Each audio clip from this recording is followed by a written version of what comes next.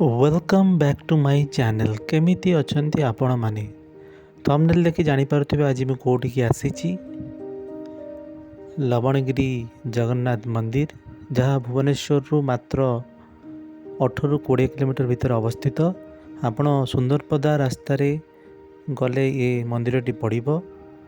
आ मोर request आपण माननकु जदि आपण माने मंदिर बुलिया को जाउछंती तेबे वर्षा दिने जातु नहीं, कारण रास्तार अवस्था अत्यंत शोचनीय। तेणु वीडियो को पूरा देखंतु। जदि मोर वीडियोटी आपण माननकु भल लागे तेबे लाइक शेयर कमेंट करबा पई भूलिबेनी। चलो